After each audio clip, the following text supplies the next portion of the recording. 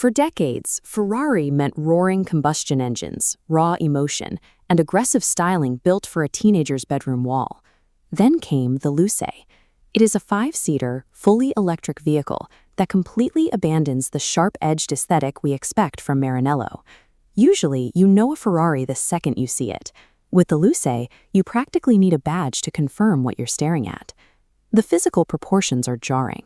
The windshield wipers have been banished to the far edges of the glass, and the car sits on incredibly smooth, disc-like wheels, designed entirely to slice through the air rather than grip a track. But the most glaring omission for automotive purists is what Ferrari isn't talking about. There is absolutely zero mention of downforce. Why would the most passionate automaker on Earth build a highly aerodynamic, clinical electric car that seemingly ignores its own visual and emotional DNA? In the past, Ferrari engineers had a simple rule for overcoming air resistance.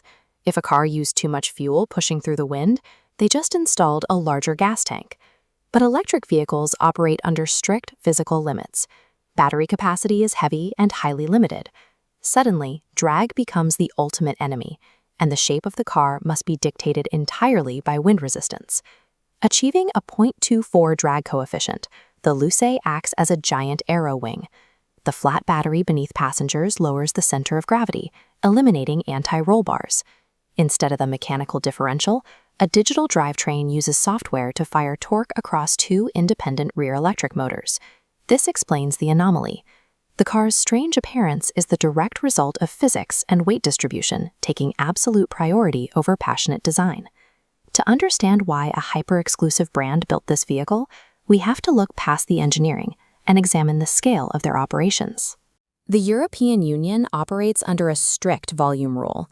The moment an automaker produces more than 10,000 cars a year, they trigger severe emissions regulations.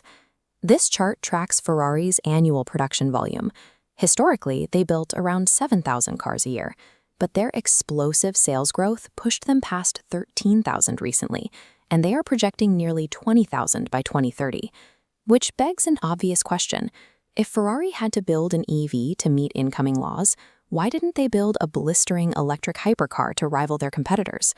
Because they looked at the market and realized there is virtually zero consumer demand for electric supercars.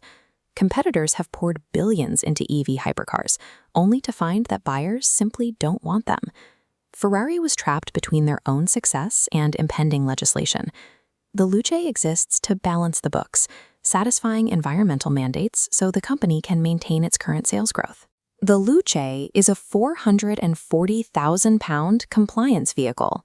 It is engineered to handle volume, offset fleet emissions, and target a completely different demographic. Internally, Ferrari expects up to 80% of the buyers for this car to be completely new to the brand, requiring a totally different approach to cabin luxury. Brought to life by Apple's former design chief, the interior prioritizes tactile switches and genuine practicality over the stripped-down, raw emotion of a track-day Ferrari. Selling this new zero-emission 5-seater vehicle in high volumes drastically lowers the entire brand's average regulatory emissions footprint. The ultimate irony of the Luce is that it sacrifices its own poster car soul to act as a shield. It absorbs the regulatory hit, legally allowing Ferrari to keep building their glorious gas-guzzling V12 engines for years to come.